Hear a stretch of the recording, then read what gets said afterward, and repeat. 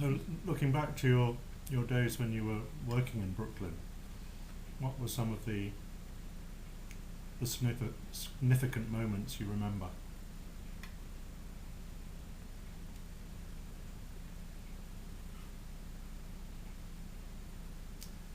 Well, when I first started working in the store, in October we have what's called Columbus Day, Yeah. and that's strictly, Italian American, and the owner said, well, we'll be closed on Columbus Day. So I said, oh, all right, that's good, okay by me. So, but I thought it was rather strange because that wasn't a holiday that you particularly, got a day off for. So he said, oh no, he said, we don't have any choice. He said, because if we don't close for Columbus Day, when we come to work the day after, all the windows will be smashed at least. He said, the Italian Americans who controlled the sanitation pickup and all sorts of other things, they'll just riot. So that sort of was one of the things that hit me. And that part of Brooklyn where we lived then was very Italian. So nearly every store, in the shopping area, there was Italian. So the whole place sort of closed down. So there was like a sort of mafia controlling. Yeah. So that was one thing. What was the store? What did Dry you have? cleaning. Oh, it was a dry cleaning. Right. Was that the first job you had in Brooklyn?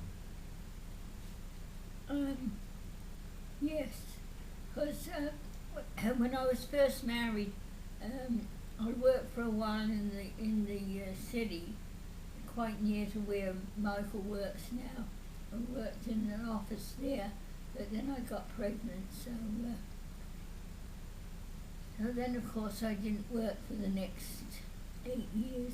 Then when we went out to Walla Walla in Washington State in 1961, I worked as a nurse's aide in the Catholic hospital. Mm-hmm. So I was out there for a year. But when we came back to Brooklyn, nearly in the year that I'd been away, nearly all the friends from, the parents that I knew from school, and nearly all of them had gone back to work.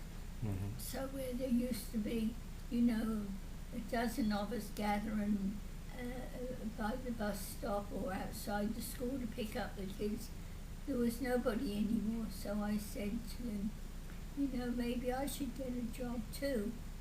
So my husband, well, if you get a job in the neighborhood, but I don't want you going to work in Manhattan and having Michael here in Brooklyn and coming out of school, who's going to take care of him and, we've got to take care of his little darling. So, there was not very much work to be had locally. So I was... But you got the job in the dry cleaners then? Yeah, because it was only like, less than 10 minutes walk from home. So that was good because I went to work at 9. Michael had to be in school by 8:30, and I finished at 2:30, and he came out of school at 3. So he wasn't aware that I wasn't home anyway. So it worked out okay. Michael, what time's your appointment? 1:45. Yeah, because it's 20 minutes. Made a couple of meals. Where did they get the rabbits from? Well, in the back of where we live, because Braintree was, right out in the country, so he just go about a half a mile, and then there were fields and woods, and just, the rabbits were running around wild. But it wasn't illegal to poach rabbits then? It was, if you got caught, you went to the town thing and got fined 5 shillings. penalty for if you were caught. But apparently Pandy was pretty adept at it. He never seemed to get caught, but he always seemed to have an ample supply of rabbits on hand to supply the neighbourhood. What other aspects of the war and how you coped with rationing can you remember? Well, it seemed to be a good part of the war, or the latter part of the war. We lived on spam, dried eggs, dried milk, and dried apricots. I mean, we were lucky, as I say, we were lucky because we were in the country, so a lot of people, a lot of your friends and relatives, had chickens and maybe a pig and stuff. So, we were lucky enough to supplement from time to time. But the actual rations were very meagre at times.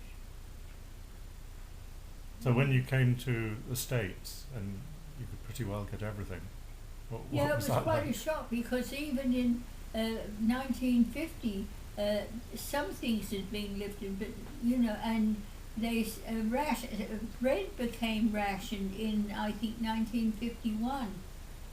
Way after the war, suddenly bread was in short supply. No wonder why that was. I know. Because, when I came over here, one of the first things I did, let me send tea and sugar and, stuff like that home.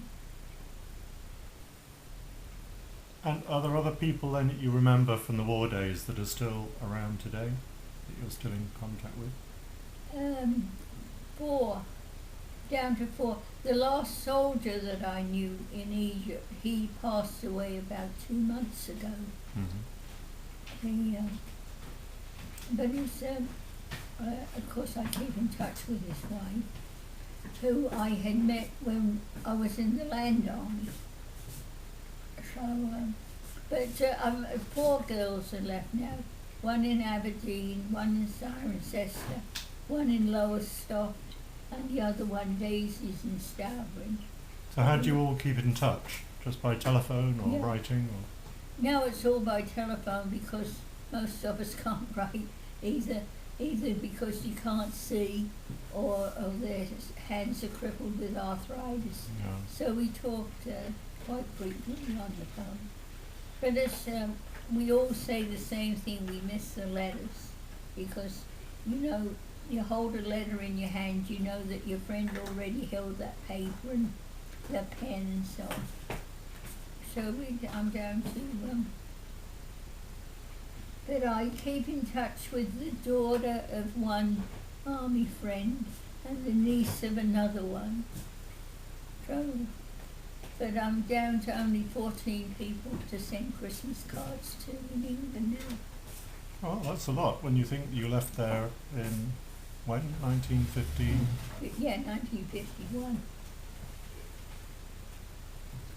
I don't think I'm in touch with anyone from, my early years like that. I'd like to say this, Roy. I keep in touch with a boy that I knew from high school. He married my friend, so after she passed away, I kept in touch with him.